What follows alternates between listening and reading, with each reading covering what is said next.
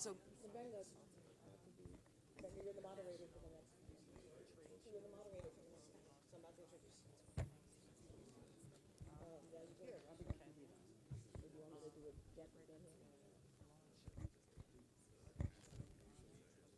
yeah, introduce the, or do you want to introduce everybody? Yeah, I'll introduce them and then, and you said this person's not here. Everybody else is here?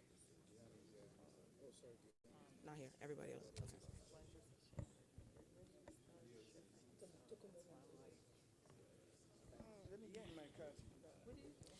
Okay. Okay, so to continue on with the program, we have two more panels. As I was discussing, because again, we're doing this virtual and in person, we had a great breakout session from Ken Bear, just navigating in the import-export space, but he will be one of the panelists. So the next panel that we have is a showcase for the Import and Prosper program. The president is going to talk about how the diaspora can start importing value-added, ethically sourced organic products from Africa while employed. So the moderator is going to be Benga Omotayo, the executive director of the USAfrica Trade and Business Network. And for panelists, we also have Karen Booker again, who is the president of the BB Group, and Nicole Sharp, who is the co-founder of Nature's Shea Butter Inc. So could we please have the panelists join and the moderator?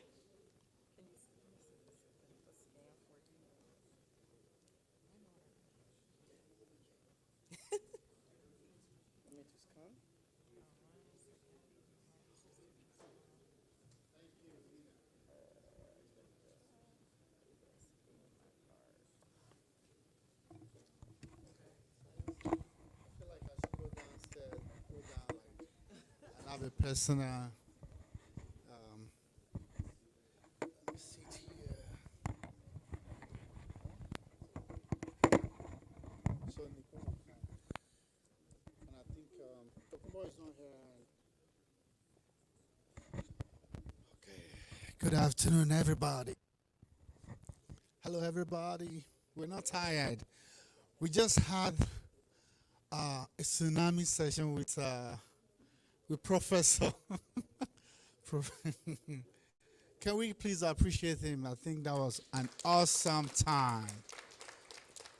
You were so close-knit and powerful. Thank you for sharing that. Okay, so we're going to have Dion.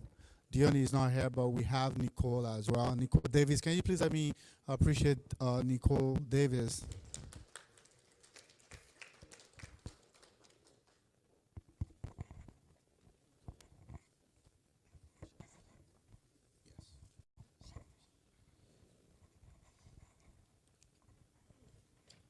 So Nicole Sharp is the co-founder of Nature's Shea Butter, and I have Karen Booker as well, the president of the BB Group. Karen Booker, can you please join us? Let's appreciate her as well. Thank you. And so, like has been announced, we're basically just going to be talking about the forgive me, I'm looking for. Yeah, so we're just going to be talking about this program that we are launching out. I did speak about it a little bit in the morning, and it's about Import and Prosper.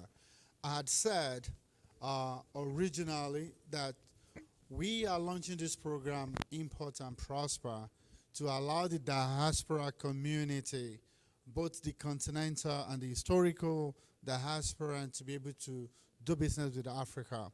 We've had a lot of negative experiences from people who are here and they want to do business in Africa. They send money to someone in Africa. They start a project in Africa. Something just didn't go right. And we've had people in Africa too who just don't feel comfortable getting paid. They want to engage in commerce. And so for us here at the US Africa Trade and Business Network, I said this in the morning, I said CNN said that we are Africa's secret weapon. We are the weapon that Africa has not been able to take advantage of. And why did they say that? We have the knowledge, we have the experience, we have the connection. We're in an atmosphere where things are working as they should. And every day you talk to CEOs and people who have businesses, companies, products that will benefit the continent. And you're not opening up their mind to the possibility of taking those things to Africa. There are many companies, they're looking for places where to donate their unused computers when they upgrade their facilities. They want to give out stuff, hospital equipment, expansion, and so many other things like this. So a lot is on us as the diaspora to be able to take advantage of this. So the Import and Prosper would allow you sitting in this room to start a business where you can start bringing product from Africa. And you're not going to be trying to figure it out by yourself. You're going to be able to leverage on our website. We have a platform where we have manufacturers, we have producers, we have many of them. I have Ishmael from Sierra Leone is here. I have folks from Nigeria is here. I have Dr. Mark from Ghana is here. And these are all presidents of associations. They represent an organization that runs into hundreds, chambers of commerce. And like I had said earlier, due to limitations on visa, many of these people would love to come, but they couldn't come, but their leaders are here. My point is, we want you to support this program, and we want you to realize that you can work with Africa in an easy way. You can give back to Africa in an easy way. You can engage with Africa in an easy way, in a sustainable way, in an ethical way, and in a profitable way as well. And so the goal of this panel is for me to share with you some of the people we're working with and how that model has been beneficial to them. There should have been two more people. Oh, I see Karen. Come on, let's appreciate Karen. You were just sitting there. You should come all the way. Karen, welcome. Thank you. Make yourself comfortable. So this is just going to be very brief. We're not going to do 1 hour. We're going to be like 30 minutes or less. So Karen Booker is joining us as well. And I'll be telling you why I brought both of them here. So to my left, he's Nicole. And so Nicole is an epitome, is an example of someone who has taken advantage of this program.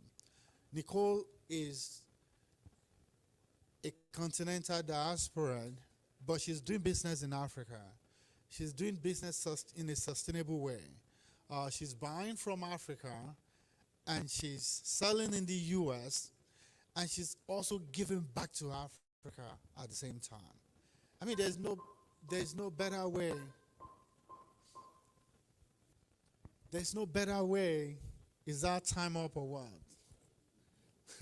So there's no better way for us to explain this program than to allow Nicole to just share a little bit about what they have done and how they did it. So I'd like to start with Nicole. We're going to be very brief. I just want Nicole to please tell us, how has the experience been for you? Is it a doable venture to go to Africa while you're here, without having to be living in Africa, without having to have an office in Africa, without having to register a business in Africa, and you're doing a business in a sustainable way, and you feel fulfilled doing it, and you're also giving back? Tell us about this. Thank you. Yes, thank you. Thank you again, Benga, for having me on this platform. I really love how you're bringing everyone together in this business hub. There's so much that Africa has to give.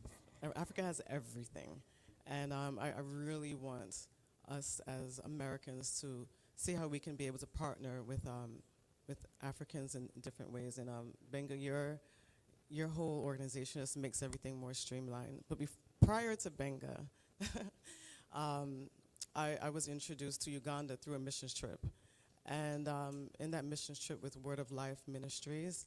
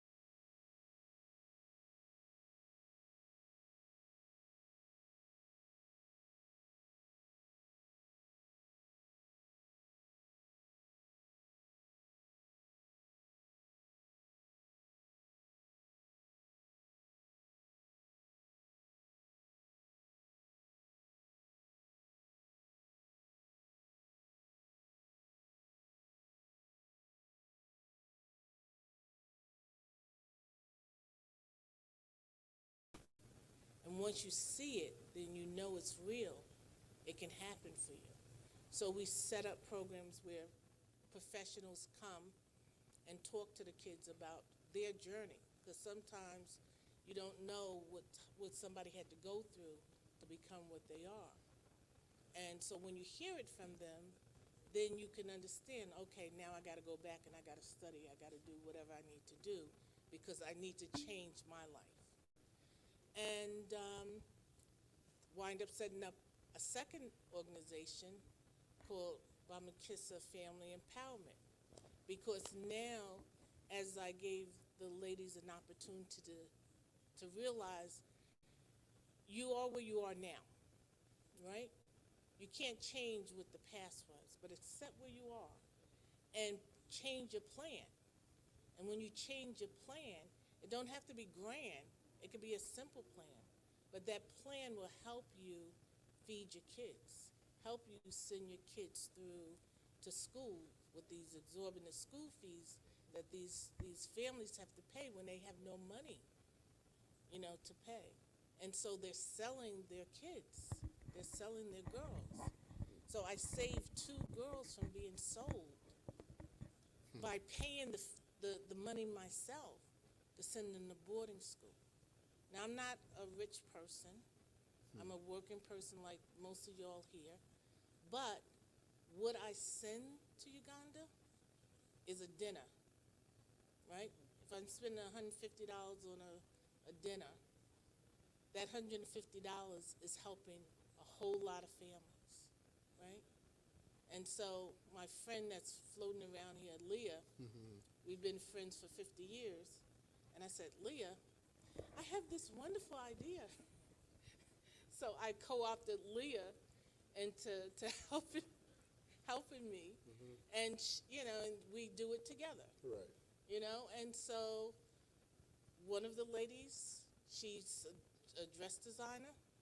We told her to find a store, so we now have a store that we pay for her to have this store, and it don't take $100 a month for a store. So like, if each one of us did one little thing, you affect so many lives, right? So we have a Bible program with my other friend who's more spiritual than I, and she sent money to buy Bibles. And so now we have a Bible study program for the kids. So it's like one little thing, and you just add on, and you just add on. And then I go and for a while, I just sat back in the cut and just like watched people, right, to see who I need to meet. And for this event, I start reaching out to those people that I've been watching for the past year to see what they were doing. And there's so many people. Now I have this like whole big slew of people from not only Uganda, but now from Nigeria and from Ghana. And so now it's all of these people that I know, and I'm getting ready to set up a digital program to teach the young kids from 16 to 21 on becoming data scientists. It's like we can't just sit here and talk about it. We got to start doing. And it's through these relationships, Dorothy, where's she at? Thank you. Dorothy, I've known her for like 7 or 8 years. I said, Bingo, you got to meet Dorothy, because Dorothy she's there, right? She needs to come and talk to these people.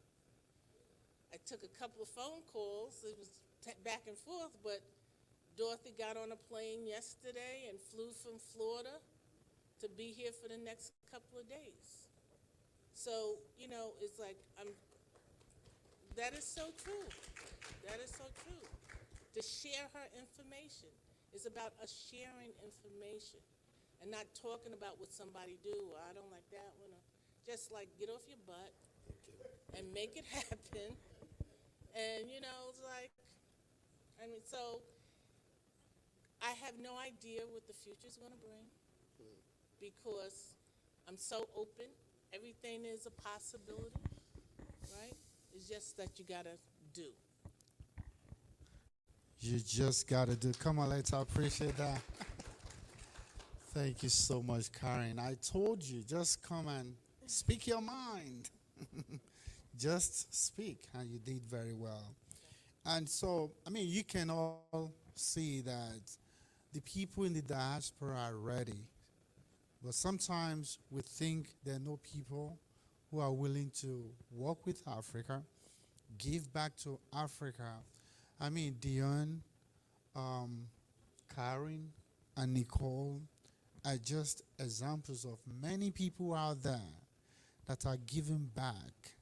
I mean, you spoke about having to save two girls from being sold. You spoke about helping about 50 families. Only you can imagine the ripple effect on those kids when they grow up. And so we cannot say, so I love what you said about we just have to do something in our own little way. So, And I've never been to Africa. and you've never been to Africa. So Import and Prosper is a platform for you to just be yourself in a way that you want to give back to that continent in a sustainable way. So she's talking about trade. Yours is non-profit, but the goal is let's work together. And how this ties back to the incubation is that if you decide to do business with Africa, first off, we're having incubation so we can sell African products. And now you're going to be buying from these African manufacturers with authentic product, organic product, and reliable. You're going to be buying from them. That's one. Then number two, what you're buying from them, like Nicole, is going to be sold in the incubator, in the incubation, the retail space. So you see how everything ties together. So my charge, the whole essence of having this conversation, is to ask each of you, the call to action is for you to jump on board with us. Let us work together. Share this information within your network. Wherever you know that desire to do business in Africa or with Africa, and they don't know how to go about it, we're here to work with you. We're here to make it happen. We have reliable suppliers, like I've said. And before you leave, again, I'm going to encourage you to please, we have to go into that room. Make sure you're going on with something that you can proudly say, I'm supporting. I see Mayor Wayne. Come on, let's appreciate him. I trust you. I trust you. So that you're supporting African business. And, you know, before we leave this place, I want to ask you, how fulfilling is it for you? Because I know you're doing a whole lot as well. You have a non-profit there as well. I think, tell us, and how fulfilling. Tell us what you guys are doing there right now in terms of helping the community where you're buying your shea butter. In Nigeria, the women are paid, whereas before they didn't have any jobs. So now they have the ones who are processing the shea butter from the farm. And then in Uganda, we have the women there who didn't have jobs either, but now they do. And actually 10% of our sales from the shea butter goes back to also to the women and the children in Uganda who are in very much need. Yeah, we also have a partnership with Nkumba University in Uganda. And this is another facet of it. Domestic violence is something that I would love to see eradicated worldwide. But I believe that prevention is better than cure. So teaching children about domestic violence, what it is, and how not to fall victim to it or become an assailant, that's something that there's a program here called Bloom 365. It's Arizona-based. And so we had students in Nkumba University trained as peer advocates, and then they're spreading the training to others. So we're looking to see how we can partner with other universities in Uganda as well. That's another piece as well. Thank you, Nicole. Before we leave, I'd like to see if there are questions for Nicole or for Karen. If you're considering going to Africa, you want to, you have question from them or you have some contribution, you're free to do so. While I'm waiting for your hands to go up, I'd like to ask you, what's your call to action to everyone before we leave? What would you like to tell them to do? Tell a friend about what's happening. As Dorothy was saying earlier this morning, there's a lot of things going on, and we just have to let more people know, how we can help. The young people in Africa is so much different. They're smart. They're looking at solutions for themselves, but they also need a helping hand to break into a market that has never been exposed to them. So it's just talk to people and get them involved. And it don't have to be a product. It could be a service, that you have that you can offer. Mentoring the young men. There's so many programs for women, but everybody forget about the young boys who are just sitting around doing nothing. So that's a call to action that somebody can pick up. There's quite a few men in here. Those boys need some male mentors. That's something to do. And I just want to quickly say that when we say about importing or exporting, you can actually import a service or you can export a service. It doesn't have to be a physical product. If you are serving someone outside of your home country, you're actually exporting a service to them. If you're a consultant, you're a lawyer for someone in Nigeria, you're actually exporting your service. So when we talk about export, import, I don't want you all to think it's all about product. And so there's so many ways that you can give and connect with the continent. It's very important that we know that everyone can bring something to the table. Everyone can bring something to the table. And thank you for sharing that. And Africa has the youngest population, the fastest growing population. The statistics are amazing and awesome. So we in the diaspora, this is the time. I think it was Dorothy that was, I'm not sure, Chinese. If you go to Nigeria, you think you're in China, someplace. People speak, they have a police station. They ride a local bike. They bought lands in my village. Why are they doing that? They've seen something we need to see. They've seen something that we haven't seen. So Africa, the leaders are saying they're not begging anymore. We don't want to come to the table to beg for money. We don't want to beg. In fact, the Ghanaian president said, she told the prime minister of which country now in Europe, she first said, we would like to continue to buy your chocolates, to buy your coffee and cocoa so that we can make chocolate. And he replied, he said, no, we don't want to sell cocoa to you. We want to make our cocoa into chocolate. He said, when the prices of cocoa goes down, chocolate prices keeps going up. So my people are not getting benefit.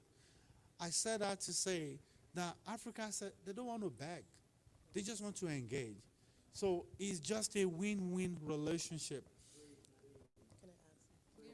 Trade, not aid. Thank you, Mayor. Can I add something? Yeah, on the same lines as that, President Museveni of Uganda, he said very recently that we don't want your aid, America. Actually, aid is part of the problem. So, and he was very clear when he said that, and that is so true. Thank you so much. So, do we have any comments from the audience? I see one hand up. Anyone else? We just want to know who wants to respond before we close this session, and we go to the last session. I see another hand. So I see two people. We're going to take those two. I see three. Okay, we're going to take that three. We should be wrapped up in the next 10 minutes, so we can move to the final session for the day. Thank you. My name is Mark. I just want to commend our sisters for what they just said and the collaboration with Africa so far. Thank you very much. And I want to make reference to the occasion. This is USAfrica Business Expo. So this is not limited to just trade. And I want to explain what I mean. You see, the economy of Africa transitioned from agriculture to trade. So our grandfathers were farmers. They were farming cocoa, coffee, and all of that. And all of a sudden, the new generation are traders. So you see us trading the raw materials. So we produce cocoa in Africa and we ship the raw cocoa to US. And you made a very good point that before, if you check, when the value is not added to the cocoa, the real benefit is very small to the cocoa farmer. The cocoa farmer makes only less than 5% of the value of what really comes to the table as a product from cocoa for consumption. So what Africa needs now is industrialization. Who should add value to your raw material before you trade it? So that's where the issue is. So I want to bring it to our attention that we are not only interested in trade, we are also interested in industrialization. So we want our FDI, foreign direct investment, to include technology. For instance, if you come to Ghana and we have all the raw materials, we have the wood, we have the cocoa, we have the coffee and all of that. If we don't have the technology to add value to these things, and we sell them as raw as they are, we make no money. And no economy grows when they sell only their raw materials. So US is a developed economy already, and I'm happy we are here. What I want us to have in mind is that, please, let us look at ways where we can add value. Trading, we've been traders since we began. Africans trade a lot. Now there is this what we call the African Free Continental Trade Agreement that the headquarters is in Ghana, where we want to trade among ourselves as Africans. But what are we trading? Let us add value to the raw materials we have. In Ghana, we have a mantra called one district, one factory. What the present government wants to do is that in every district, there should be a factory, at least, so that the people you see on the streets begging, they can wake up in the morning and go to a factory to go and work. Because on the streets of Africa, you either meet beggars who are unemployed or people who are selling things on their heads, things they have harvested from farms. But if we had factories in our countries, then you see these people there in the factories working. When I've been roaming around in New Jersey, I don't see people, on the streets selling. Why? They always wake up and they have a place to go and work. So it's not only about sending money to, if you send money to me in Africa and I consume, I just have a single meal. But if you're able to send technology, if you're able to bring investment, and you build factories in Africa, we will become a better economy than we are now. I think that's where we should. Thank you, Dr. Mack. Good point. Thank you so much. Thank you, Dr. Mack. Again, Dr. Mack is the president of African Asian Chamber of Commerce in Ghana. Thank you for coming. Okay. We have. Okay. I was gonna say because I had heels on, I was trying to go to where I was closer. Keep it on that 1 minute. Okay. So the quick response to him, being able to have those factories to produce the products from raw material to finished product, Exim Bank will support helping them to buy the equipment to make those into factories. That's what we're talking about. The engineering, the structural engineer go there and build the factory for them, and he's a US-based company. That's where we're talking about changing the dynamics of going from raw to finish, and down your economy changes too as well. The other question I had was for Ms. Karen. In regards to your grant writing, did you know that if you're doing grant writing as a US-based grant writer and your foreign buyer is buying your service for grant writing, Exim may be able to support you under the service side. So therefore, some of those products, those programs that you're implementing, I just kind of wanted to know, did you find grants for them to help maybe implement some of it? Me? Yes, so therefore. No, I'm the grant person. So you're the grantee Yes. that gave the grant. So then, because I just wanted to know if there's grants that are out there that maybe we can go after to help get that done. Grants that are out there that I'm looking at. I just need to find a good team, and I found one. So now I can actually go after. And the thing is, the continent period needs to have good grant writers. So because we'll there's- support you. Okay. We'll support, if they're willing to pay your service, they'll only need 15%, the grant's at a certain level amount, then we'll look to give you the working capital so you can fill that grant and then invoice them when it's completed. Okay. So I Thank will you, Glenn. definitely be talking to you more about that, considering my consulting business. But definitely, so that's a great example just of the challenge and then proposing a solution within the diaspora. So thank you both for that.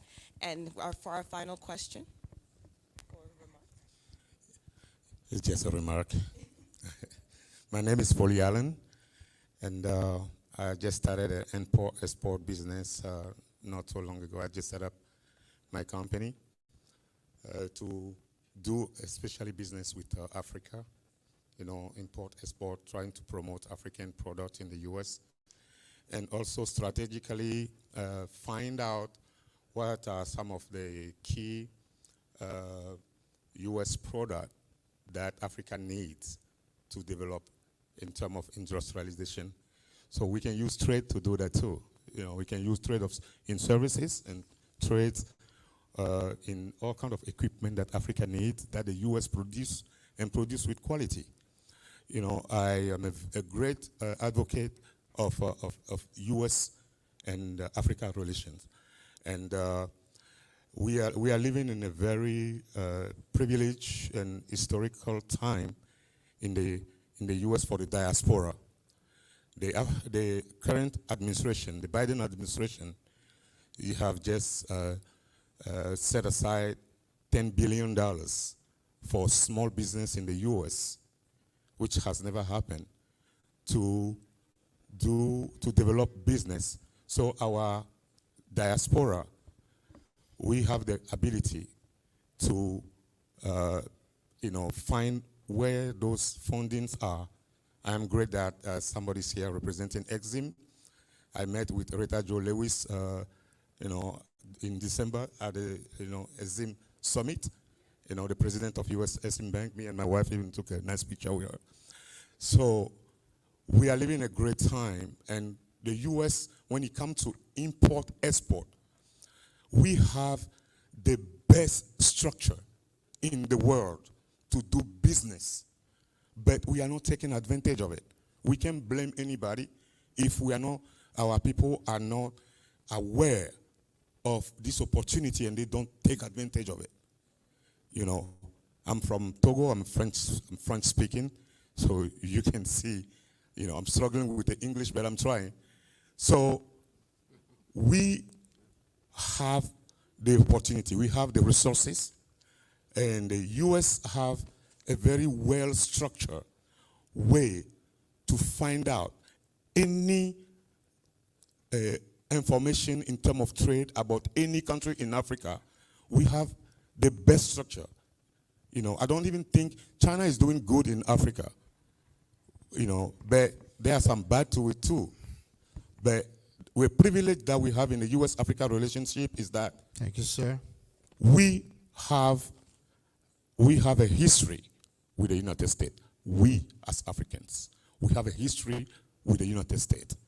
And that history, we cannot erase it. Until the end of times, we cannot erase this history. So let's leverage that history and build a strong relation and partnership in terms of trade with Africa. Thank you. Thank you, sir. Great contribution. So, I think our time is up. So, I just want to reiterate that as we talk about this Import and Prosper program, we should also know that this is bilateral. There are U.S. businesses looking to export into Africa, and this program allows you to leverage on the same people who are selling into the U.S. Like I had said, They are all leaders in their individual nations. And so they have people who are willing to wholesale, distribute, and upsell your product. So again, it's still a bilateral flow. As they are looking to bring in product to sell, you also can use that same link and network to take your product to Africa. And so we have to have this win-win mindset. But it's not going to happen like the gentleman said if we don't work together. It makes me smile when people are just trying to figure things out by themselves at the back when they've seen the way that it can be done. If we work together and cluster, we can have more value. It's true. We as black people, now I was going to say something earlier when I was giving my opening remark. I said I'm not going to say it. What I was going to say is that I found out that we are the only one who don't have the retail front to push our product. And that's why Chinese and people, Spanish, no offense, they're taking our product, they're branding them, and they are selling them to us in their own stores. Because they have access to the people buying, and we are the people buying. They're taking our money to sell our product to us when we own this product. Because we don't work together. We need to, that's why I respect what he said. We need to see this from that angle, and we would like for you to continue to work with us. We'd like you to reach out to us if you want to learn more and how to be a partner. We have a hub where we will train you. We will take you through the program, whichever level you are. Whether you already registered a company, that's fine. We put you in the first early starters group. If you've already have a product and you just want to scale, we put you in the growth phase. So whichever way where you are in your journey of entrepreneurship, we're going to work with you.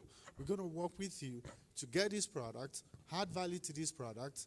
So the thing is, if you buy raw materials, right, you add value. You're different from people who just want to buy our raw materials and then make it expensive for us. You're buying this, you're adding value, and you're giving back, just like the way these two women are giving back to the continent.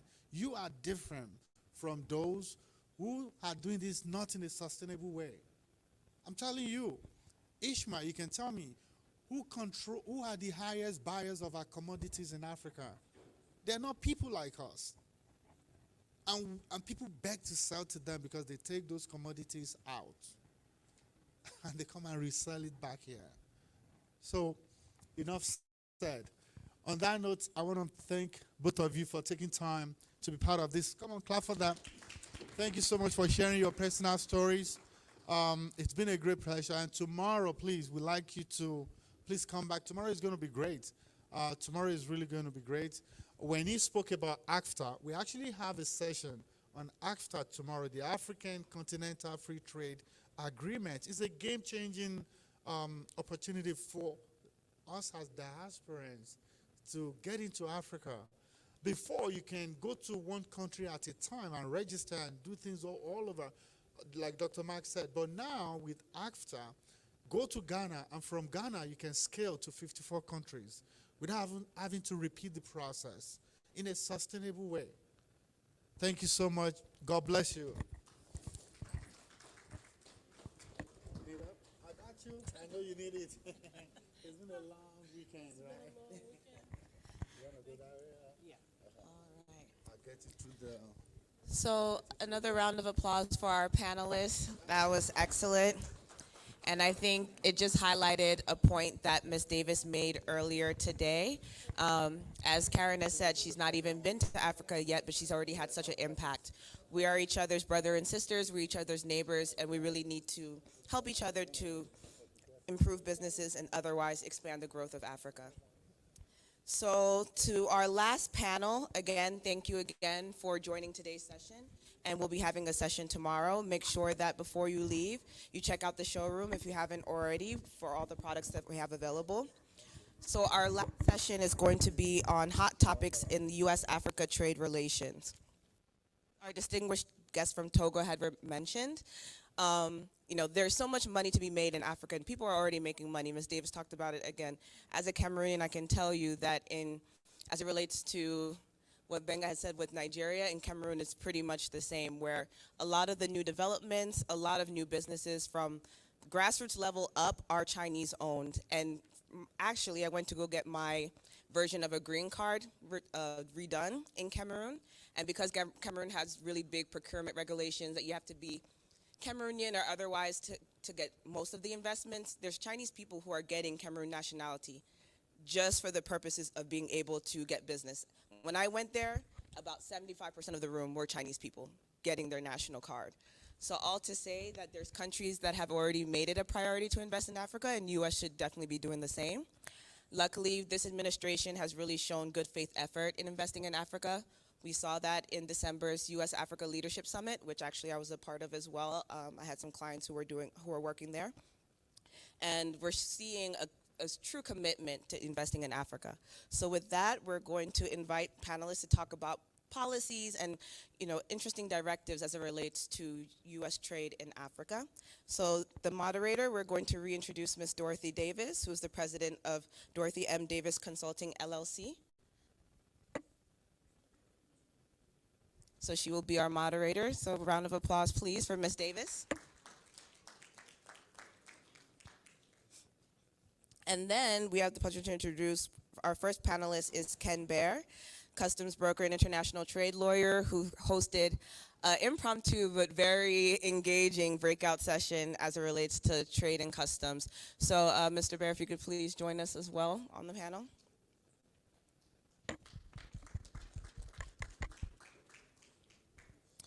Okay, next I'm just going to, I haven't had the pleasure of meeting the next two yet, so if you are here, please join us. So Ms. Camilla Barungi, the owner of Kingdom of Toros Cultural Industrial Accelerator. Ms. Camille, are you present? Okay, for the next name, then we have Busi Matsiko Adnan, Global Strategist for Point Global, Executive Director, Africa Future Summit.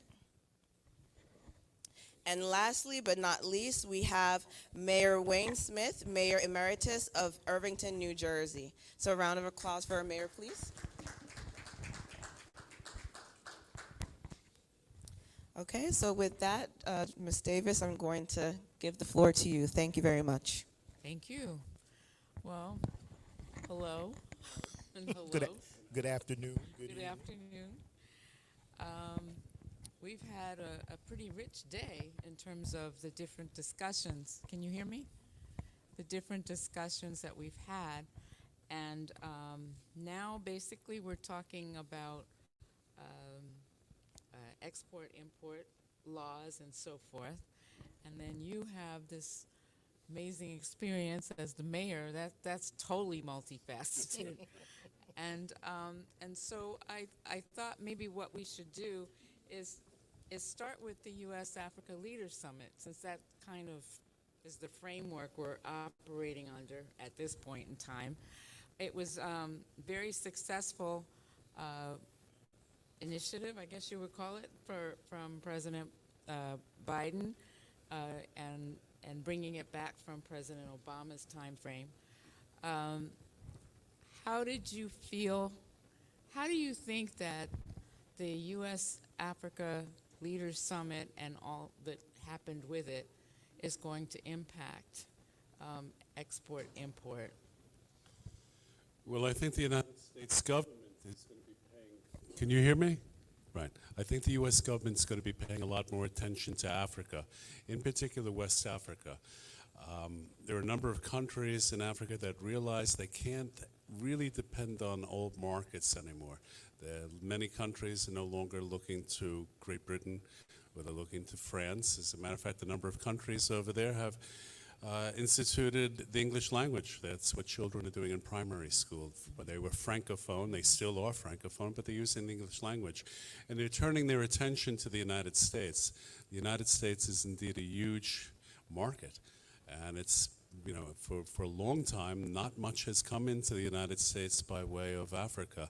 There are a lot of plantations in West Africa right now. All kinds of goods are very much demanded here in the United States. And that's so with regard to such things as bananas, pineapples, and in particular nuts. And we're seeing this from West Africa. We're seeing too that some of the African countries are adding value to their products. This is something that hasn't happened before. Speaking of cashew nuts, the United States also receives a lot of cashew nuts from Brazil, but quite a lot from West Africa, in particular Cote d'Ivoire, and it has a great quality. But in the past, there have been difficulties getting certain products to the United States. And that's because a lot of what has happened in West Africa, well, with cashews, we've had certain countries come in and buy product, and the Africans really haven't had an opportunity to add value. They haven't been able to roast things like cashew nuts. They're going to be doing that, and that's going to be coming into the Port of New York. It's going to be coming into Philadelphia, and this is great for the African people. The backbone of the industry, many of these plantations, happens to be women. If you look at a lot of African businesses, who's front and center? It's women. Women are out there doing the lion's share of the work. They're out there doing all kinds of things. Now, when it comes to goods coming in from Africa, this port is indeed the port that you should be thinking about if you think about bringing in African products. The customs in New York really oversees pretty much the African trade. And we have some very good terminals here. And we have a lot of warehouses. Distribution can be done here pretty easily. We have the trucking. We have the rail lines. This is a good place to import. And we also have Philadelphia. And a lot of food items come in through the port of Philadelphia. But I think you're going to see an explosion of goods coming in from Africa right now. The reason for it, the United States is going to continue to import. It still exports. It's a big exporter. But when it comes to importing, well, you go to the supermarket, you can see all the foods that come in from overseas. And is there a demand for certain African products? Yes, there is. I heard something before about chocolate. I remember when I was with Customs, we had manufactured chocolate coming in from Ghana. Did a beautiful job packaging, and some people couldn't believe it was a product of Ghana. It was absolutely scrumptious. But a lot of Africans themselves have never tasted chocolate. Not in its manufactured form. They're great at going out picking and providing the raw materials, but they haven't been able to do so because they haven't been processing. Well, a lot of African countries now realize that they've got to add value in their home countries, and they've got to provide employment for people, especially young people. And you're right about Africa being a young continent. It is. And people need something to do, and the direction I see it right now is a lot of African countries are doing the right thing. They're changing their sites, and that happens to be on North America right now and elsewhere. But this is going to be of great benefit to the people of Africa, particularly West Africa. I can attest to the Ghana chocolate. It tastes good. It is. And so it seems as though, even though this is happening at the federal level, it seems like the cities are actually, the relationship between cities in the U.S. and cities in Africa is heating up, so to speak. Yes, I think that there are a couple things I think we ought to look at about the African Leaders Summit. First of all, it wasn't an African summit held since 2014. So it shows the absence of America's engagement in the global economics. And that's why China has completely dominated the economic interests in Africa, because America's not even on the playing field. Just totally. Now, some of it is just ineptness in my mind. But I'll give you an example of what I mean. I was a delegate to the 1995 White House Conference on Small Business. I represented the state of New Jersey. I was elected by small business owners to go to Washington to develop a platform for small business. And it was the time of Speaker, Newt Gingrich was the Speaker of the House at that time. And some of the things that they were trying to do is, we'll hear some of that discussion in this upcoming budget discussion in Washington. But they were trying to eliminate things like the Small Business Administration in 1995, until they found out that Federal Express and others got their initial funding sources from the SBA. And so there was such an outcry at the White House conference that they backed up from that. But in that discussion, there became a whole discussion about emerging markets in the world. This is 1995. And so we put on the platform, and I'll talk a little bit about why that happened. So we said, look, one of the emerging markets in the world is the United States is totally missing the Caribbean and Africa. So Congressman Rangel started to talk about the African Growth Act and the Caribbean Basin Initiative. Yeah, but the United States never really took those things serious. And I think, to his credit, President Biden is putting the resources in, and some of it's about re-election, but some of it's about the right thing to do. And here's the challenge. I want to bring that down to the local level, but here's the gravity of that meeting. 40 heads of state were at that meeting in Washington. 40 heads of state. 50 African delegations participated in the Leadership Summit. There were 250 African and American companies who had serious presence at the Leadership Conference. And then, of course, they had, as Dorothy talked to us about both of these earlier today, they had the USAfrica Business Forum, which actually, and she talked about this earlier too, there were actual deals made between companies and American and African interests, bilateral deals back and forth. But so there are more to be done, and so some of us on the local level, this is how we localize it. The brother was talking about industrialization of Africa, and he's right. But as a former mayor, I can tell you that we need some industrialization in the urban centers of America. That's a two-way street. So that cross-investment that needs to happen in Africa also needs to happen in urban New Jersey, urban Michigan, and urban America in the same way. So I would also encourage our brothers and sisters from the continent who have some investment capital to, instead of investing in neighborhoods that will not support your interests, to invest in urban neighborhoods where the diaspora is actually living. Most of them live, and they were a very significant part of my government and my political apparatus, if you will. And so that becomes cookie, but I'm gonna close with this about that. As we look at Africa's population, the reason why, in addition to China's global competition to dominate the economy, 20% of the world's population is gonna be in Africa. Where are the consumers? It's just good arithmetic. It's going to be 2.5 billion people on the continent. We would be stupid to aggregate that market.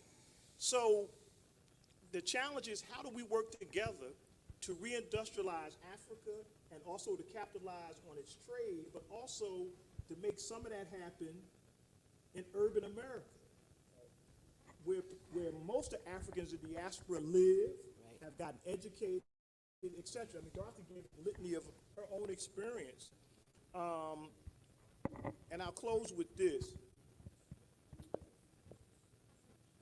Oh, by the way, I did want to share this.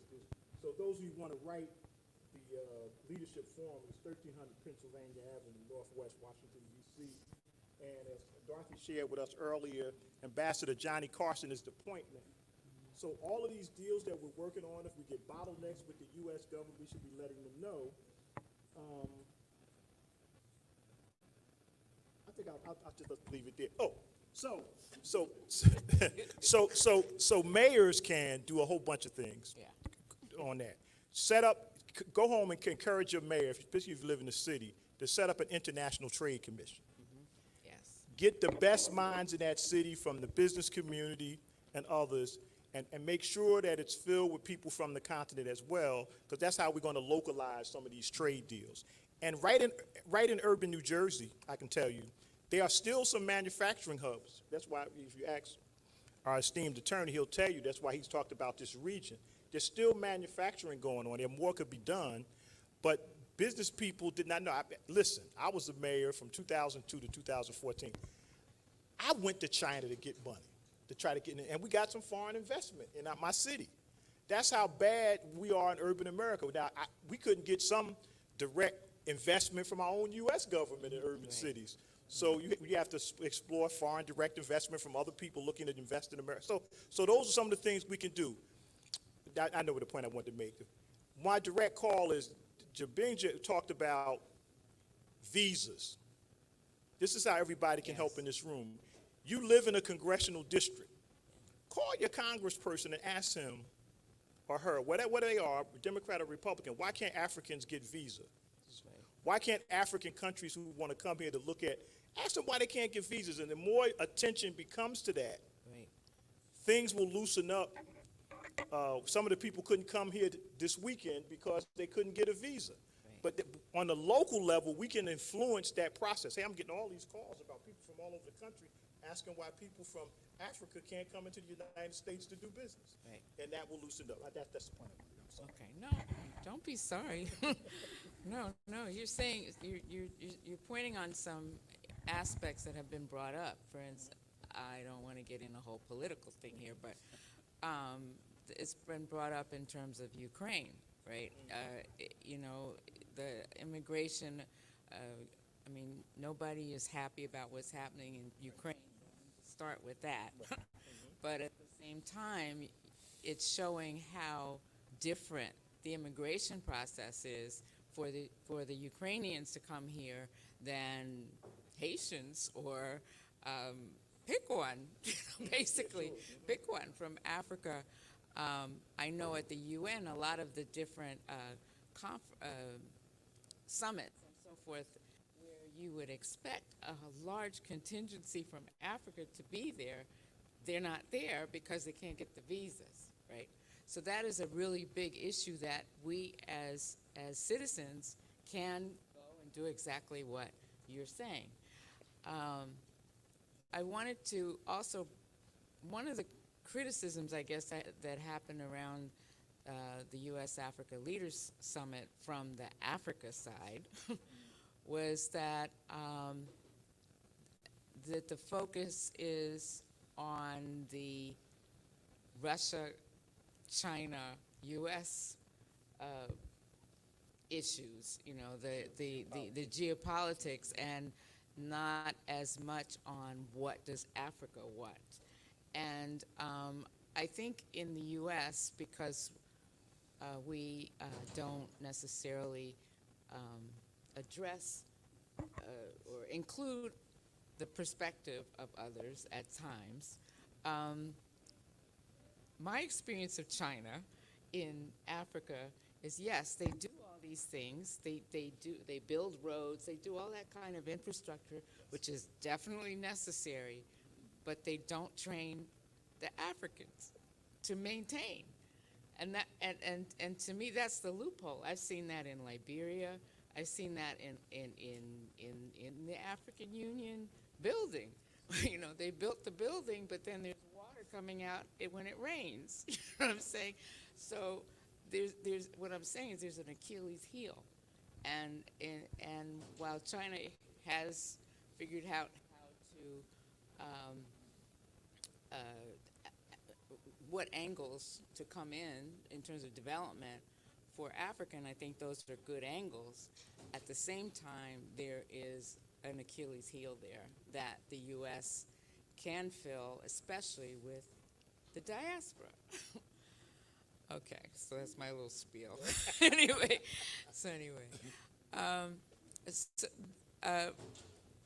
among the things that were discussed at the USAfrica Leaders Summit, there were 16 deals announced that particular day. And Ambassador Johnny Carson is following up on those deals and whatever deals happened that weren't public, so to speak. There's also, the White House has decided to have an advisory council on diaspora engagement that he is heading up, and he being Ambassador Carson, is heading up. And the idea is to get more input from, well, there's supposed to be 12 people on this council. They haven't been announced. I think the rumor is that it's going to have, the announcement is going to be in June or so. They're vetting people or so forth. What do you think about that, about the White House creating such an advisory council for diaspora engagement? Well, when it comes to Africa, you've got to look at the history of Africa, the attitude of the West towards Africa. What does it want Africa for? And for the most part, it wants it for raw materials. It doesn't really want many countries to add value. Historically, the West did not want Africa to industrialize. It does not want it to engage in what we know as industrial capitalism. Okay, we have financial capitalism. We don't have the kind of capitalism we used to have, but the Africans need to do something. They have to provide jobs. They have to provide work. They have a very young population. And you know what happens to people who don't have work? They don't have hope. I think all politicians in Africa are very aware of what can happen. So they've got to provide something to the people. They've got to provide hope. And that can come from adding value to products that are produced in Africa. Some of the procedures, processes are maybe not that technical, not that complex. It could come down to roasting or sorting or just simple assembly. But there has been in the West opposition to that. Africa is wanted for certain materials, and quite often the banks come in and they'll make certain that the economies or the exporting communities export certain things that are wanted in the West. And for the most part, Africans have forgot about their own agricultural legacy and heritage. They used to eat differently. They used to behave differently. But they've had to conform, and their export processes and procedures have to conform to the desires of the West. And right now there's a pushback. Many Africans are looking and saying, well, where are we going to go in the future? We're going to go with Russia. We're going to go with China. That's 70% of the planet.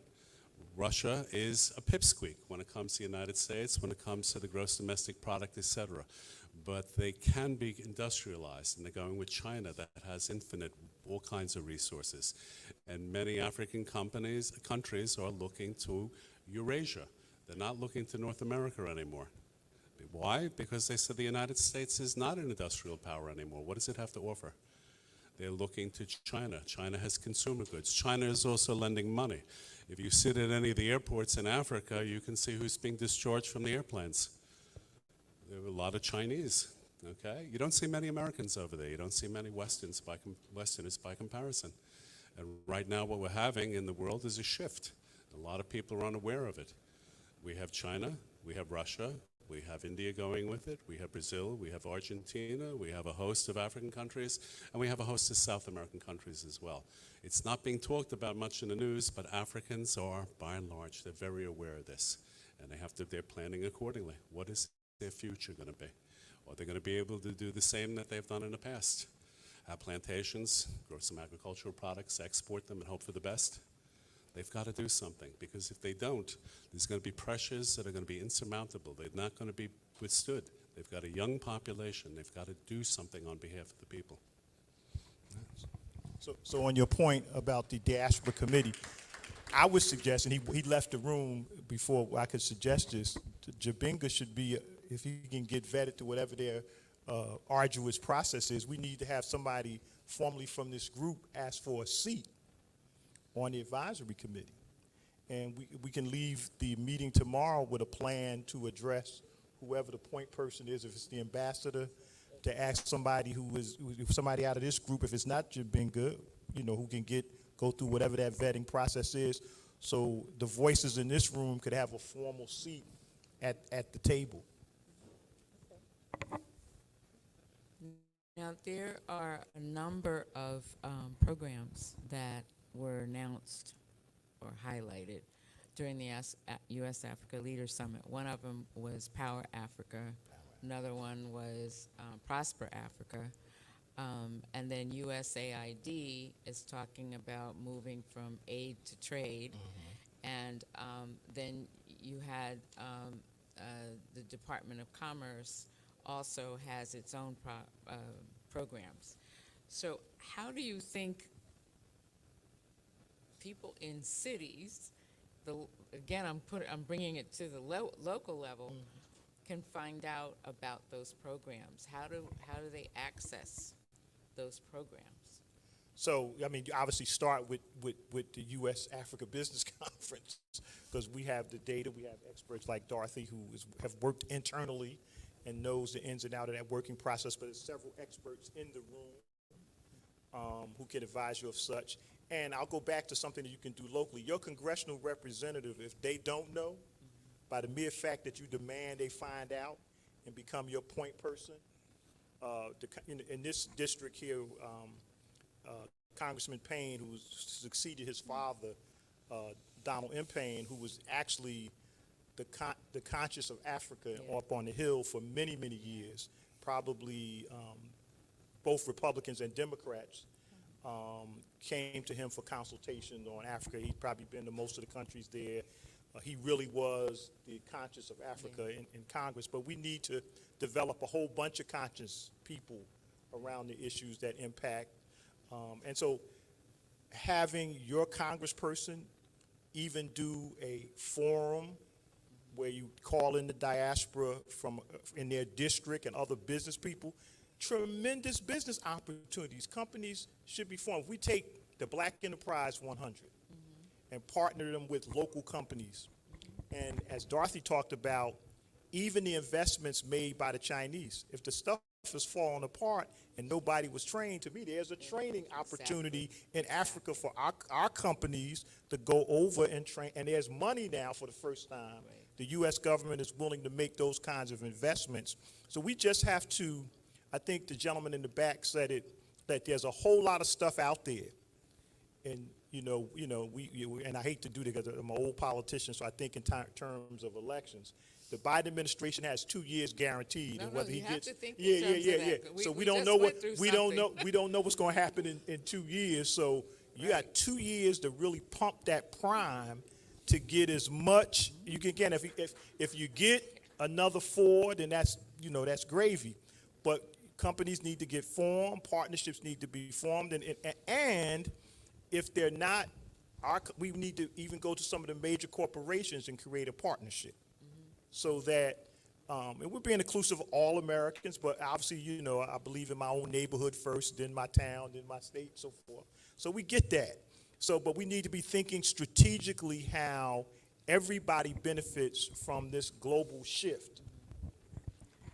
I think also a lot of my impression, I'll say it that way, my impression of U.S.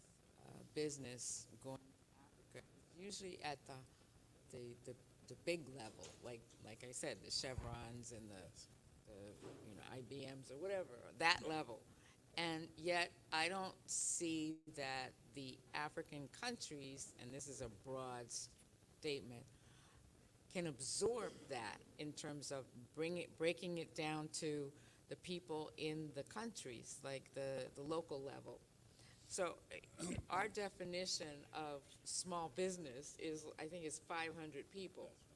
And most of the businesses I see in Africa are not 500 people. They're maybe 100 people, maybe they're 200 people, something like that. So I think the definition of what is a small business has to be adjusted in order to meet the demands in Africa and also the demands here, because then what happens here is the small and medium-sized businesses don't get access to the same benefits, I'll call it, the same benefits as, like I said, the Chevrons and the so forth. Yes. So what do you say about that?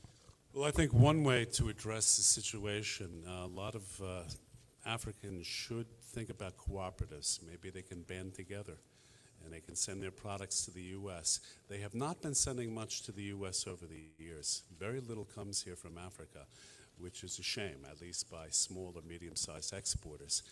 But the time is ripe for this. We have AGOA, the African Growth and Opportunity Act. That's going to last until 2025. But we also have the generalized system of preferences, and a lot of goods can come in from Africa free of duty. They're unconditionally free of duty. The biggest problem is just getting them cleared by U.S. Customs, getting them cleared by the FDA, and getting them cleared by the USDA, and sometimes other agencies as well. Just remember this, if other people have done this, you can do it. The Africans can do it as well. I've gone over there. I've spoken at some chambers of commerce. I saw people coming into the room through the windows because they want information. They just haven't had the information that they need. And certain things have to be done in order to get people on board. And that's just telling them how the process works. I mean, there's such a thing called harmonization. Importing and exporting all over the world is becoming a lot more similar. But there are certain things that have to be done. And when it comes to some of the Francophone countries, they've also got a problem. When it comes to invoices and it comes to documents that are used in connection with U.S. imports, they've got to be in English. All right, so we can have some people over there who can help. We can also have people over here who can help the Africans translate into English. But it's all doable. We just have to put them on notice as to what's going to be required. And I think sometimes some of the smaller parties have to band together. And then they may have one shipper. And they can find people here in the United States who receive their products and make sure that they're okay. And if there are things wrong with them, well, they can be addressed. When it comes to bringing food items into the United States, well, Africa has a lot to offer. But again, a lot of Africans are not really aware of what the Food Safety Modernization Act requires. And it has to do with registering. All food that comes into the United States has to be the same quality as domestic foods right now. The United States government is worried about food security. Africa has all kinds of things that Americans want. You know, and they're also not using a lot of chemicals in places. I've been over there. And to see the soil and see what they were able to produce, it's wonderful. But they do have some problems when it comes to collecting and making certain that there's no, that whatever they've collected is not become infected or infested, insects or otherwise. So some of it is just routine. But also, there's got to be some time spent with people to bring them on board, let them know that certain practices have to be adhered to, and there have to be certain collection places. For instance, when it comes to agricultural products, if they're being stuffed into a container at night, yeah, you're going to have problems with insects that way. But you have to teach them a little bit about how to bag the items properly. And then there's got to be liaison. How do they get the right kind of ocean containers? How are they going to get to the United States? What kind of paperwork they need? And of course, there are export formalities in their countries, and many times some of the export formalities are bizarre in some of the countries. But this can be broken down and explained to the people. And perhaps the way to go is cooperatives. And as I've said before, when it comes to agriculture, it's women who are in the lead over there. They're the ones, they're the backbone of all this that's taking place when it comes to agricultural goods. And they need some help. And it's not that difficult to do. But it's also the history of the continent and the fact that for generations, hundreds of years, the West does not want certain goods from Africa. It wants goods that are going to be consumed in the West, and they don't want added value. And that's some of the problems that a lot of the African countries have been running into.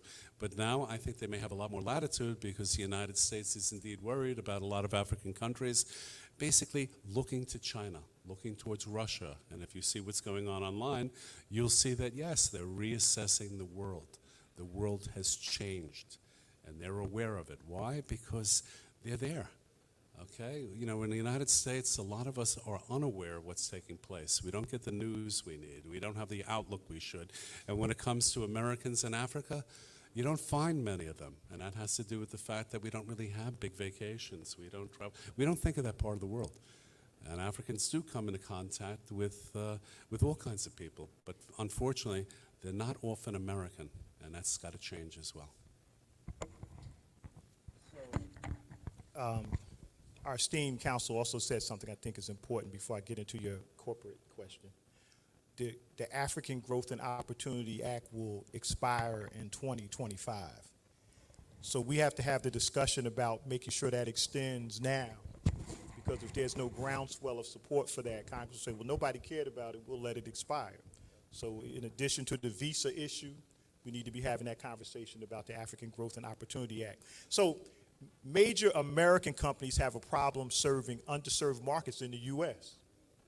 So, and I'll tell you what I mean.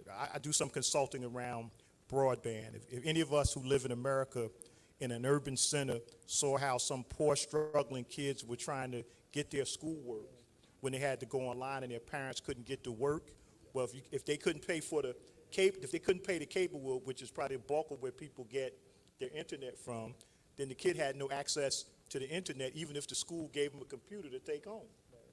So America has, in the rural areas, the Biden administration has put out a ton of money to solve the digital divide, and so I'm doing some consulting with companies around the country trying to get access to a lot of that money. Some of the local governments kind of missing the ball on it, but some are finally trying to get. But we can do the same kind of work in Africa.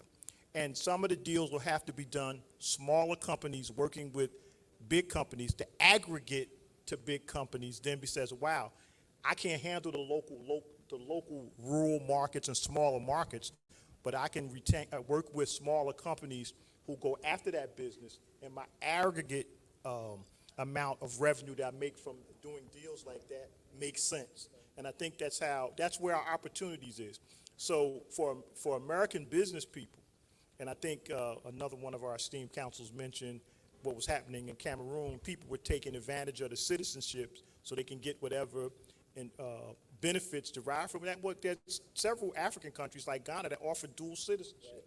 You don't have to give up your U.S. citizenship, but you can also be a citizen of Ghana and participate in the Ghanaian economy and whatever benefits any other Ghanaian gets. So we have to think, as I said, strategically, like any other business person does, how do we penetrate markets and take advantage of the law that allows us to do that and access different programs, both on the continent and in the U.S. The other thing about a citizenship in Ghana is that you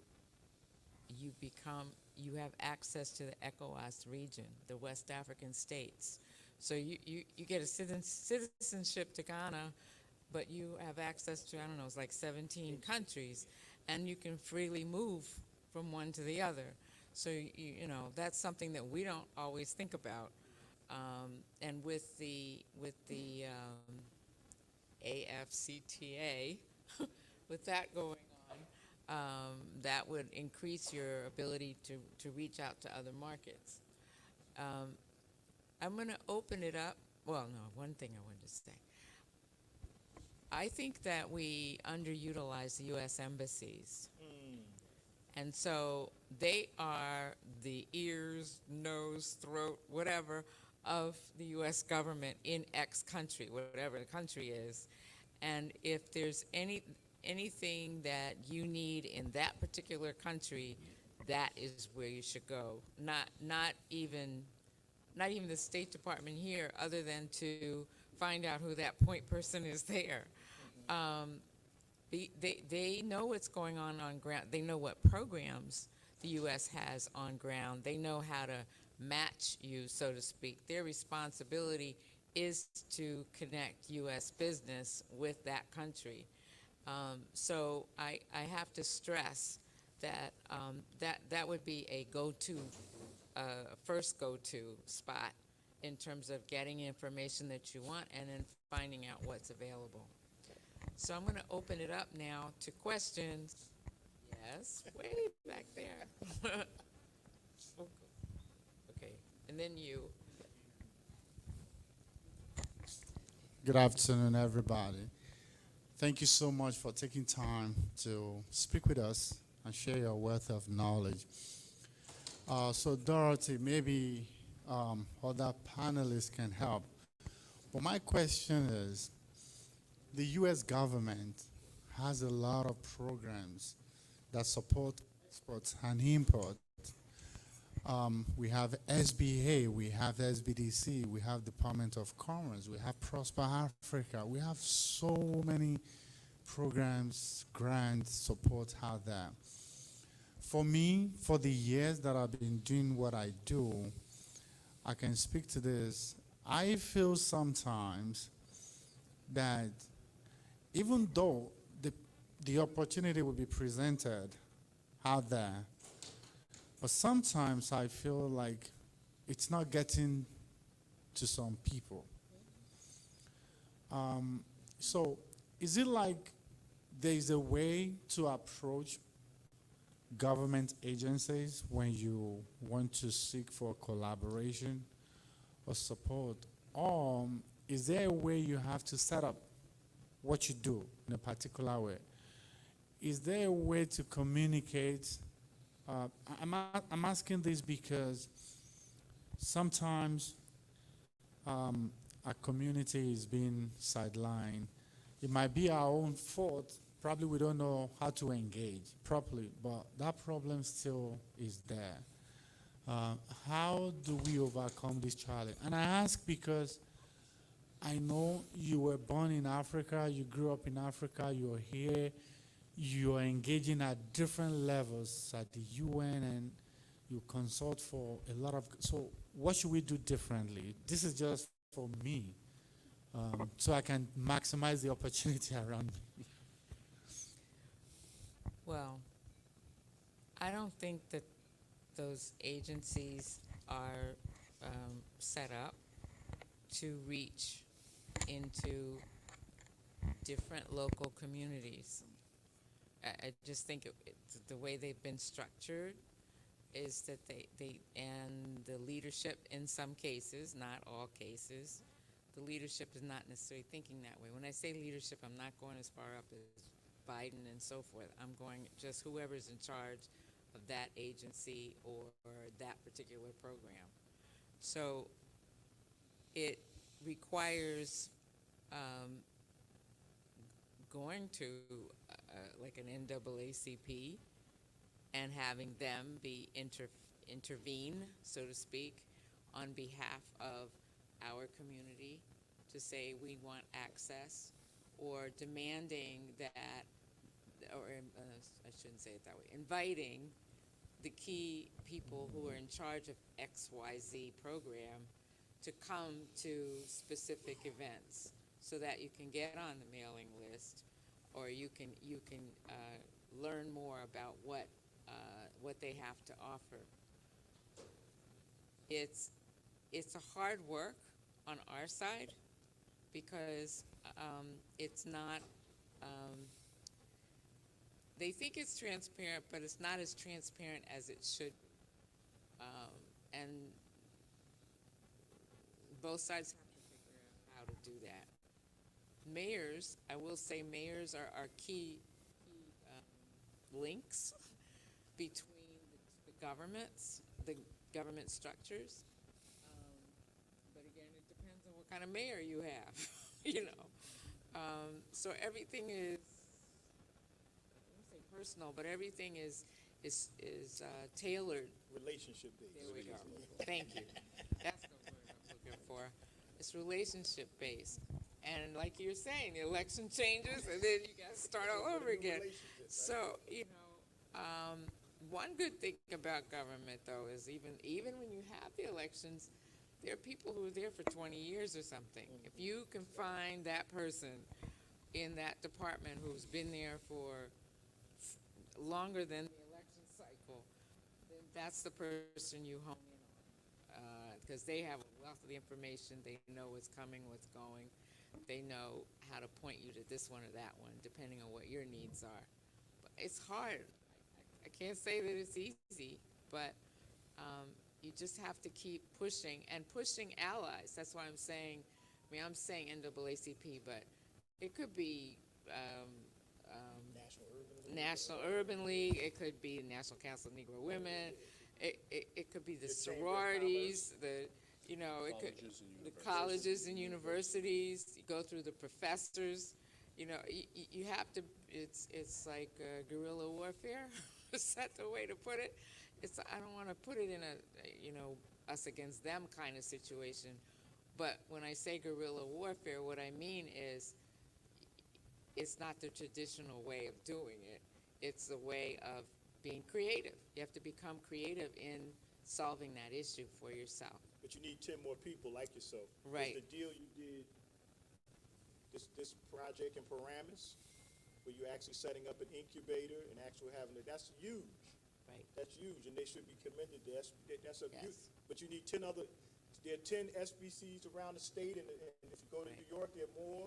Right. So you need 10 more yourselves to replicate some of the work that you're doing. Right. Because you just can't be everywhere. So you got to find allies and partners, Right. whether they're, like you said, whether they're mayor's offices. Listen, Right. if you go to any chamber of commerce, whether it's a state Right. chamber, a county Right. chamber, a city chamber, and say, I have some ideas that some of your members could make more money. I'd like to do a session on business opportunities in Africa. And that's for everybody. The African American chambers, the Right. geographic chambers, the Right. Latino, everybody wants to do what? At least in America, is to make money, right? Make money. So once you, because people don't know about this stuff, No. you'd be surprised. They just don't know. Don't So know. you partner with other people, bring them in the loop, and I think you get bigger audiences. and you become the subject expert because they know Right. nothing about Africa, Right. and they will have to rely on you and your team of consultants to guide them through the process. Right. I would also check out churches. Yep. Churches. I would check out Rotary clubs. Yeah. Is that helpful? It might be depressing, but it's helpful. I have to ask them a question. So Yeah. we nominated you for the. Oh yeah, he was out of. That's out of the. You shouldn't have gone out of the room. Nominee for mayor, if you want to repeat. I think you were in the room. So Dorothy advised us that the ambassador has an advisory committee. The president. The president, yeah. But I think the ambassador is helping run it or Right. something, yeah. So they have, what, 25 people, is it? Or 12 people? 12. 12 people. So we should have a candidate, and I suggested that you be the candidate. You have to go through. Now, so you have to get vetted. Some of that stuff is crazy, but if it's not you, you ought to pick somebody out of this group so that we have at least some voice. Dorothy's a Right. voice too. Yeah, no. More of a consulting and staff voice. It'd be nice to have somebody affect policy if we can get somebody on there. So I suggested you, since you lead our movement here. Yes, and Dorothy can show you how you apply. Oh, Right? no, wait a minute. I can tell you where to go. Go, Yeah. we'll tell you where to go Yeah. to apply. But Yeah. you see, you should have thought of that.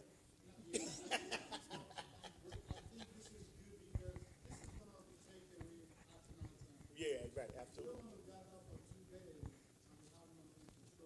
Yeah, but we should be shooting for one of those seats.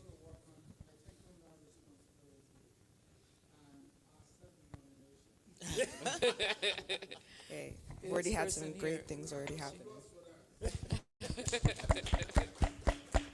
Okay, You had a I know we have, I think, 2 more questions or remarks. Oh, okay, 3, so we'll start with you. Okay, thank you so much. My name is Fumilayo Gonsami, and I sit on about 4 different boards of different organizations here in the U.S., and I'm a director of 3 other organizations, which makes 7. And one of the things I find, and I also work with the only African bank here in the U.S. One of the things I find, and one of the things that have motivated me to go into these different organizations is because I found that there's a major discord between Africa and different continents of the world, right? There's nothing really, being here in the US, I find that there are a lot of silos of different solutions on different things that is not getting communicated into Africa. And being an African and also an American, I find that there are various opportunities in different solutions that have been put in place. But this is the ultimate thing I also think. The diaspora is an untapped resources that has not been even used by Africa. And we have over, 20 million Africans here in diaspora right here in the US just by itself, and 170 million across the world. So what am I trying to say? In establishing trade relations in Africa, like he rightly talked about digital advancement, technology, and all that, I also think that the African diaspora has to get into engaging in businesses, because until we get into engaging, a lot of the times those Africans come into the US, they go into other countries because they are just trying to escape the economic situations in Africa. But now it's time to strategically relocate out of Africa, strategically come out of Africa, establish businesses, and those things can foment trade relations. And it can also open up these opportunities that are sitting in silos, because at the point of establishing your business, you're going out there looking for help, and then you're getting all this piece of information from different sources. And that's why I kind of like what he's doing, because when I went to him, when I went to Benga, and I was saying to him that I not only work with an African backer, but I also work with different organizations, I discovered that even what he's doing is not being translated into the diasporan community, which is not as much, despite his effort in trying to open up Africa and trade relations. So I think it's important for Africans to also reorientate themselves, to understand why they're in diaspora, strategically placed, to establish businesses, and then take their knowledge back to Africa, because it's now important to go back in there and develop what's there. There's so many things that are, like he rightly said, he has been to Africa, he understands. People just don't have the information. People are getting ready to get their hands dirty and do the job, but there is no information. The resources that are sitting here in the US are not translated back there. And the other thing I'm trying to do is to work with different governmental bodies. So I work with mayors from the US, governors in Nigeria, to translate and connect them, because there's no connection. They just come here to enjoy the visibility of the US. They are not connecting to open up the economy of Africa. And that's where we need to be right now. These are things that needs to happen strategically, while we're also talking about establishing other opportunities for Africa. And one other thing I found is, he was going to say, let me just conclude. So I'm just contributing to what you're saying, and this is what I find that I think should also be in place. So I want to thank you for your comments. The other thing that you need is you need a spokesman. You need to be on television. Americans don't even know that Africa is a continent. Most Americans think it's a country. And I'm not fooling around. This is the average American doesn't know. You need a spokesman. You've got to get on television. You've got to have somebody out there, somebody who's well known in Hollywood or in the entertainment industry, to talk about Africa, African products. And the other thing you need to do in terms of African products, you have to change your advertising. You have to change your product, your labeling. And so on. You got to think about the American market. What do the Americans want? What kind of typeface? What kind of colors? You have to conform to American tastes. And I know that there's wonderful African products out there, but they're not palatable to the average American because they haven't seen packaging like this before. And the other thing that you need to do is you need to have schools and universities open up campuses in Africa. All right? You're going to get a lot of American business people going over there because that's the promised land. That's the next China. That's the next everything. And a lot of people here recognize it. Does the average person recognize it? No. But there are a lot of people in universities and schools that do right now. And you can play that up, and they'll bring back information about Africa. They can talk to their friends. You've got all kinds of wonderful educational institutions over there. Take advantage of them. Network with some of the Americans' universities and colleges. That's what you got to do. But you need a spokesman. If it's not on television, nobody's going to pay attention. Thank you. Yes, I just want to piggyback quickly on the response that has been given to Mr. Benga of Motayo for his questions about what the U.S. institution or federal agencies are doing about, going, disseminating the information within the African communities. I think they are doing that. Today is the deadline of a grant proposal submission to the MBDA, the Minority Development Business Agency, which is part of the U.S. government. They have put $100 million just for the minority business to write any program that will benefit any communities that they qualify as SEDI, socially and economically disadvantaged individuals. And we qualify within that package. I was able to submit a package to address exactly the question of Mr. Benga.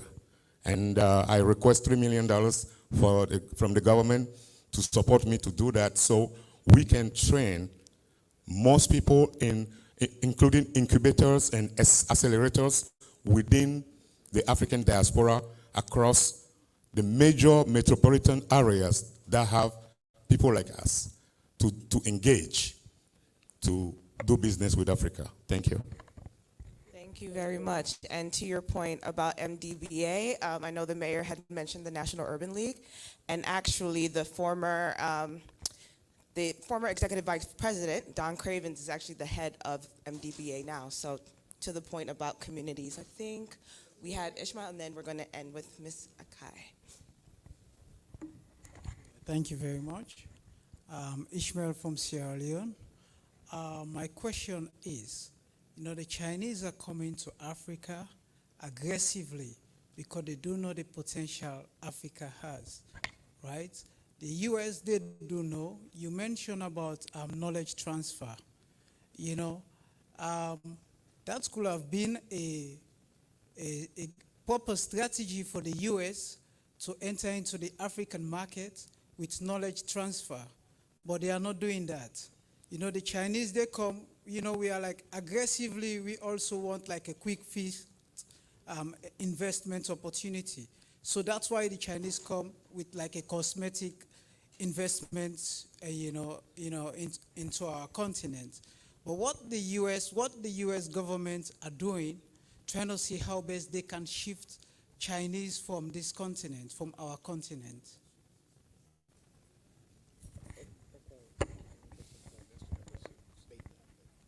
That was a statement or a question? So can you just rephrase clarify the question? then? Can you The questions, please. Sorry? rephrase the question, please?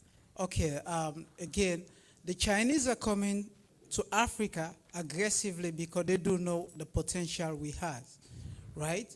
The US, they know that we have the potential, but they are like, they lean back, sit back, you know, like, be like a spectators. They want to go to Africa, but like they are pretending that they want to go to Africa. So you mentioned about knowledge transfer. That could have been a very good step, you know, to like attract the market, you know, U.S. involvement in the continent by like going to Africa, create that kind of knowledge transfer in terms of, you know, opportunity, trade and investment opportunity. Why the U.S. are not doing that? My personal opinion, because the U.S. is concerned about other parts of the world right now, more so than Africa. In particular, it's worried about South America, Latin America. Been a lot of countries turning away from the United States. The United States is also very concerned about what's going on in Europe, and will it be able to keep its allies? It's also interested in spreading NATO. It has a lot on its plate. The world is changing. The big changes are taking place, and unfortunately for Africa, it really has been forgotten for a while, and it shouldn't be, because it is a potential powerhouse. Certain countries can take advantage of what's going on right now. The United States has certain policies in certain areas of the world that's involved, not taking its focus off those areas. It will return to Africa, but right now it's worried about other parts of the world. I also think, and this is probably the elephant in the room, the previous administration didn't said a few things about Africa that were not kind, let's say it that way. Yes. And therefore alienated African countries and by what he said and how he acted. And so what happened, in some ways, the silver lining of that was that the African countries are talking to the Caribbean countries, where they weren't talking in the same way as they are now. The Export-Import Bank is now providing, the Afrexim Bank is providing funding, serious funding, to help support that kind of relationship. So we lost, 4 years? We lost 4 years. And now the Biden administration is trying to build that relationship back. But what has happened, I believe, is that the African countries and other countries around the world, including Europe, are wondering, well, could U.S. slide again? and so they're a little hesitant about putting all their eggs in our basket. So we are feeling that now, which is what you're saying. I'm saying the Biden administration has done a much better job. I remember certain statements were made about African countries. I had to apologize to some Africans I know. And I have a very dear friend who was in tears. He's from West Africa. He was over there. He couldn't believe what was said about his country being an S type of whole country. And it was greatly resented because these people had kind regards. They had fond regards for the United States. And they were really hurt by some of the statements that were made 4 years ago. And I don't think the response by the U.S. government is lukewarm. I think the Biden administration is trying to make a serious effort to build bridges to Africa because it's global competition. And it's not always out of goodwill, it's global competition. Now, here's the other thing that the continent has to look out for: the tremendous amount of Chinese debt Yes. that African countries will owe China Yes. in this shift of global power. Yes. And will they want to be indebted to China like that? So it's a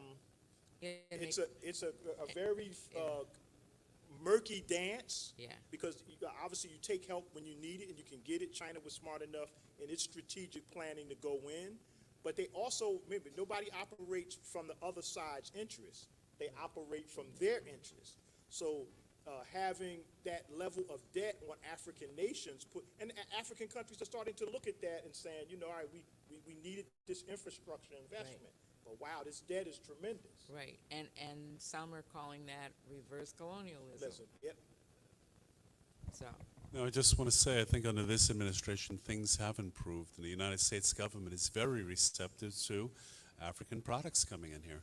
This is the Port of New York, and again, it says oversight really of African trade. Everybody is greatly in favor of African trade. There's nobody I know, nobody in any government agency doesn't want to see more.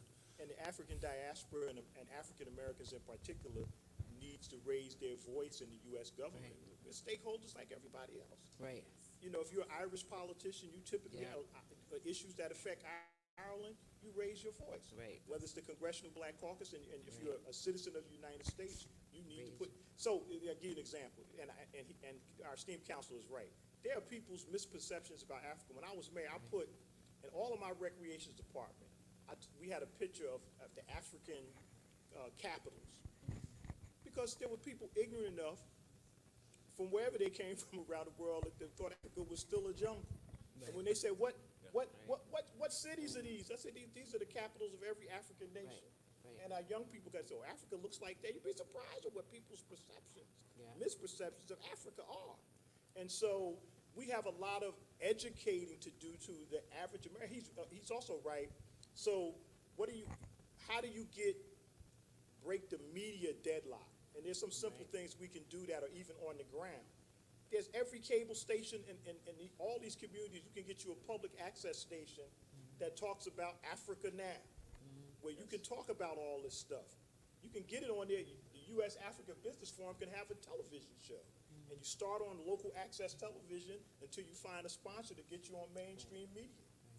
But it's an easy lift, because you just talk about the stuff we talked about in this room and bring the subject matter experts on, and you got a program. Go ahead.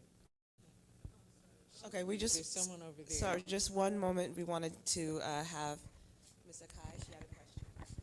Okay, no, not really a question. First, I would like to really commend this panel. You have done a fantastic job on Africa. The discussions are on point.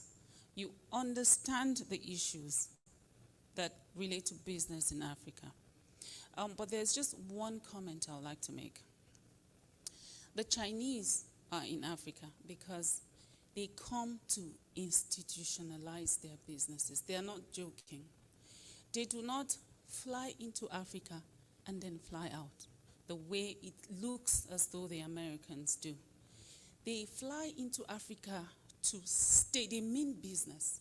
When they come to us, they don't come with one strategy. They come with several strategies. They do not come only to discuss with our government. I can guarantee you, government doesn't do business in Africa, not in Nigeria. Maybe your government does business. I know that there are some North African governments that do business. Yes, I know. But it doesn't happen like that in West Africa. So when you come to West Africa and you say, no, you only want to talk with government officials, which is very important, and you leave the organized private sector, but you know that even here in America, when you want to take or build industries, you actually go to the States and look for the chambers of commerce and the business services associations and discuss with them so that you can have a sustainable plan and businesses can collect it and implement. So a lot of times we just sit outside and watch you discuss with government And let me tell you, this is USAfrica Business. I'm going to be very, very honest with you. We say it's another talk shop. This thing is going down. I can tell you from a TV commercial or a TV program, I can estimate the duration of your discussion with the government. I know when it's going to end. Right. It's not going to work because you do not carry the right people along a lot of times. No, it's true. I am not, but this panel knows it. It's true. You know what I'm saying? Yes. So my suggestion, even with the implementation of the Africa's Continental Free Trade Area, we have, last year, I couldn't come for the US Africa's Leaders Summit. Yes, because I had flown like 200 hours in like 4 months under the AFTA, just discussing the Africa's Continental Free Trade Area around the continent. And one thing we know for sure is that we must build alliances in the continent, within the continent. So I'll give you a typical example. I met this South African in Tanja, in Morocco, and Nigeria and South Africa has a friction in business. And we said, look, women can do it. Our children have to eat. We can't enter this fight that the men are having.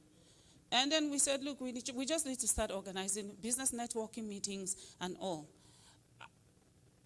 I can show you on my WhatsApp phone.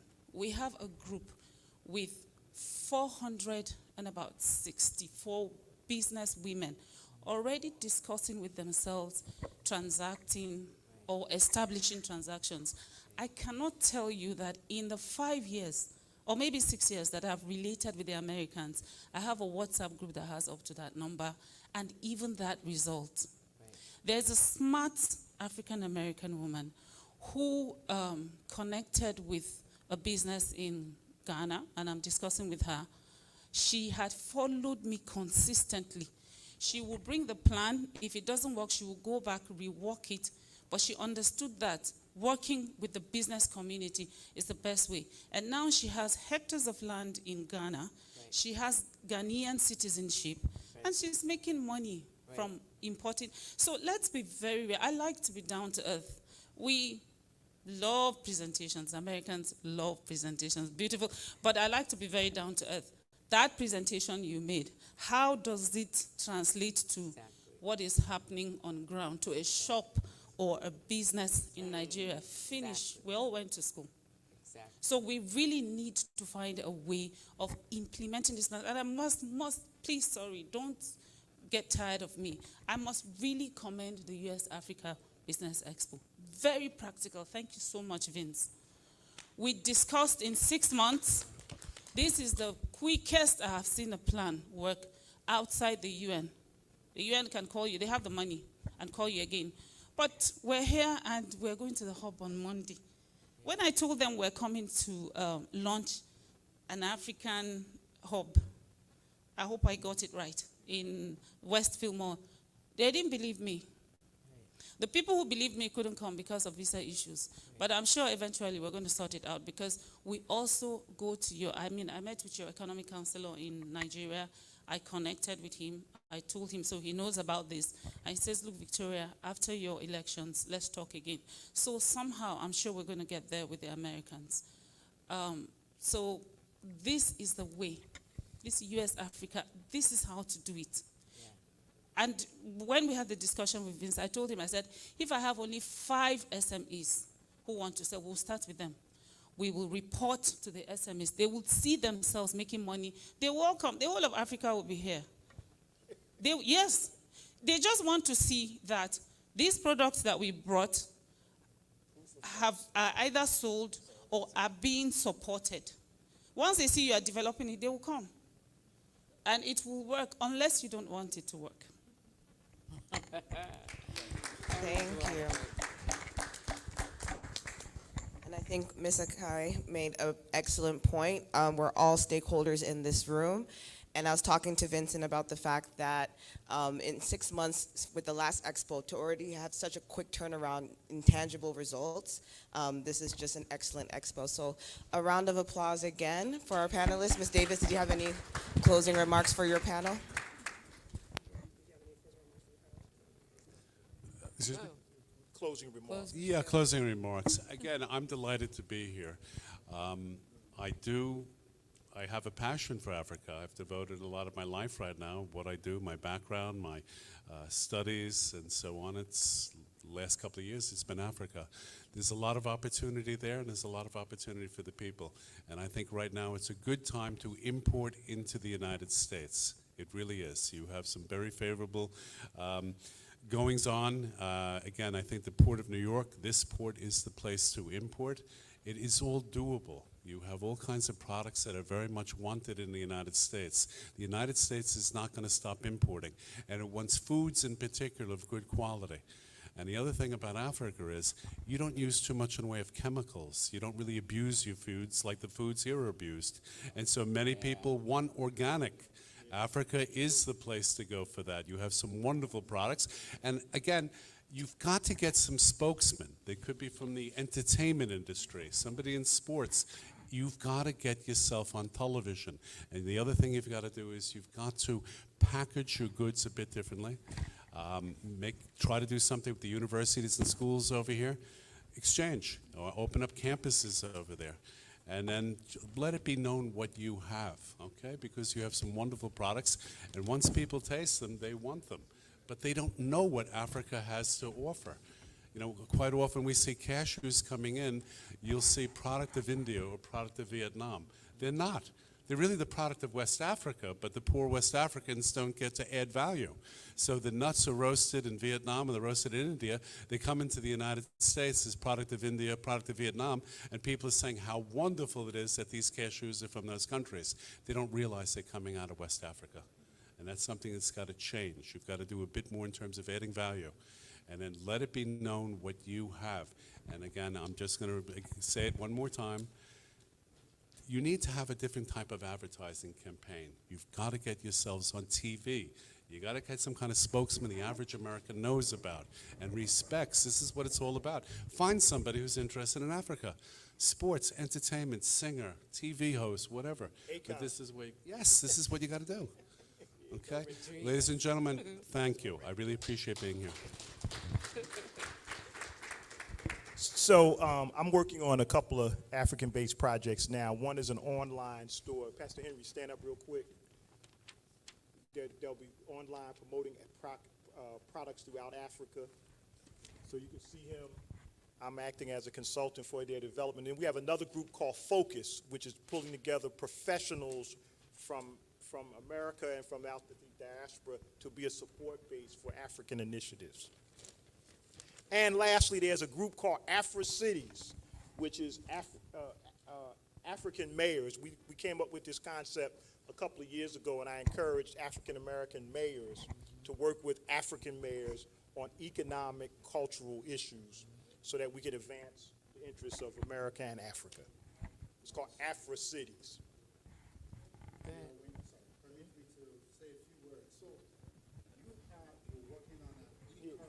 Is it on? I don't know if your mic is on. Thank you. So you said you're working with him on an African e-commerce platform. Why we're doing this is all about collaboration. Right. Yep. So the people that we're trying to sell their products will be glad if we have a standard platform where their product can be bought. So I would like for us to have a conversation. That's why we're here. And possibly have an MOU. So your platform would be an extension of where this product can be sold. This young man here is developed. We've already stand up, young man. I don't want us to. He's developing a platform as well, and we told him we'd have some conversations with him. We need to have this conversation. You can't be quiet, okay? What we're doing here is not just for our own platform. We just want results. So if you have a platform that would be able to promote this product, you should speak up. And we should have a conversation and an MOU, a working agreement, so that you also can have this product. You fulfill them. We fulfill them. You sell them. It's very simple. I just want to say that. Thank you so much. So we'll talk afterwards. Thank you. Absolutely. Okay, and Ms. Davis? I just wanted to thank everyone for coming and for asking questions and making comments. I think this is the kind of dialogue that needs to happen. where people feel open to ask questions that you may not normally be able to ask, and get some answers. I won't have all answers. But it's a continuum. Just as this happened today, it's going to happen tomorrow, but it doesn't have to end tomorrow. It continues. And that's how you build momentum. I also wanted to just add something to what Kai said. Is it Kai? What's my Kai? You? Aki? Victoria. I just wanted to add that a lot of American business people feel like when they go to Africa, they have to see the president, as opposed to, and if they don't see the president of that country, then it's a bad deal. And then the Africans say, well, we can't come and see President Biden or whoever the president is. So, the expectations are a little skewed. But anyway, I wanted to underscore what you were saying. Okay, so thank you very much, and have a good evening. So can we give a round of applause for our last panel? Thank you so much.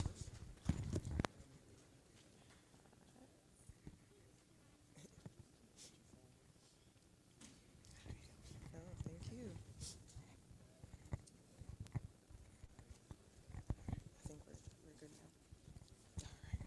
Thank you so much. All right, so with that, a round of applause for yourselves. Thank you again for joining day one of the USAfrica Business Expo for 2023. Again, I can say as a testament to myself, just between the 2022 and the 2023 Expo, we've already have the retail program incubator, and we're already having products at a mall. At one of the largest, I believe Vincent was telling us, with the largest foot traffic in New Jersey. So we're already showing great results, and I'm excited to see what's going to happen tomorrow. So just one housekeeping item: if you parked your car, just come and see me. These are validated tickets. I think there'll be a general discount on parking. Before, I know Benga had told me before anybody leaves, first to visit the expo, but before that, we would like for everybody to take a group photo. So we're going to remove the chairs, and anybody who would like to take a group photo, please join us at the stage.